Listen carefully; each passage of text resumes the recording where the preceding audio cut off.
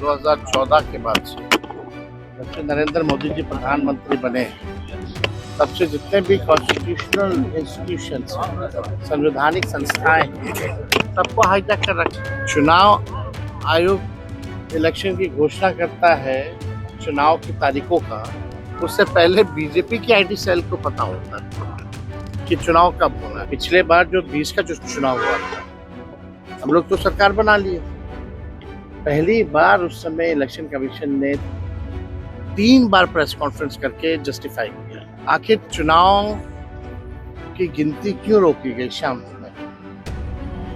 फिर रात के अंधेरे 11-12 बजे की शुरू, और जो जीते हुए कैंडिडेट जिनको अनाउंस कर दिया गया था शाम में हमारे, उनको किसी को 12 वोट से, किसी को 100 वोट से, किसी को 500 वोट से घोषणा होती है कि हार गए जो जीते हुए शाम में थे। अनाउंस्ड ये कह के कि भाई अपडेट किया जा रहा है कंप्यूटर में।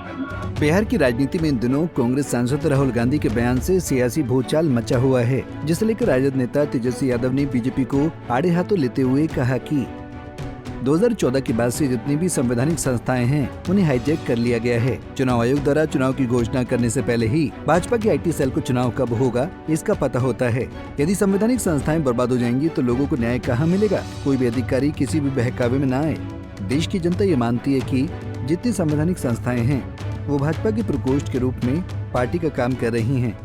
आप सब लोग जान रहे हैं 2014 के बाद से जब से नरेंद्र मोदी जी प्रधानमंत्री बने तब से जितने भी कॉन्स्टिट्यूशनल इंस्टीट्यूशंस संवैधानिक संस्थाएं सबको हाईजैक कर रखा है।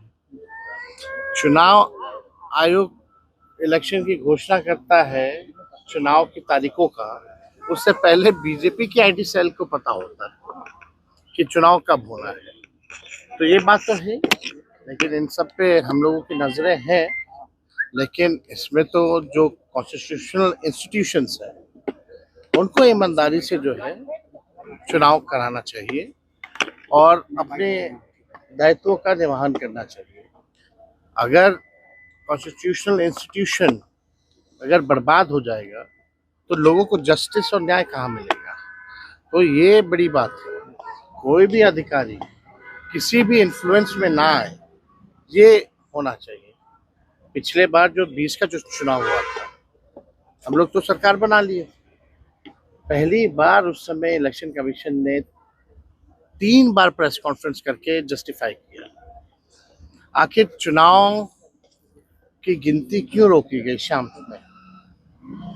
फिर रात के अंधेरे 11-12 बजे की शुरू की गई,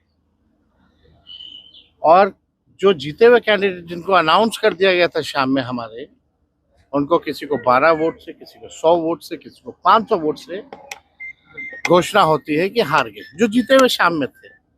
अनाउंस्ड ये कह के कि भाई अपडेट किया जा रहा है कंप्यूटर में। तो इस तरह की बातें तो हैं। साथ में सभी लोगों को सजग भी रहने की जरूरत है, और देश की जनता ये मानती है कि जितने इंस्टीट्यूशंस हैं अब बीजेपी का एक प्रकोष्ठ के रूप में पार्टी का काम कर रही है। कृष्णा गवरू है कांग्रेस के प्रभारी, उन्होंने कहा है कि कोऑर्डिनेशन कमेटी का आपको नेता बनाया गया, लेकिन मुख्यमंत्री का अभियान नहीं है। अरे भाई साहब, आप लोगों को क्यों चिंता इसमें करना है? आप लोगों को इसमें कोई चिंता करने की जरूरत नहीं है। हम सब लोग जो है मजबूती से सरकार नहीं बिहार बनाने का काम करें। बहरहाल बिहार का सियासी पारा चरम पर है। एक तरफ जहां एनडीए में सीट बंटवारे को लेकर सुगबुगाहट तेज हो गई है, तो वहीं राहुल गांधी के बयान ने बिहार की राजनीतिक तपिश और बढ़ा दी है। Bureau report, Punjab Kesari TV.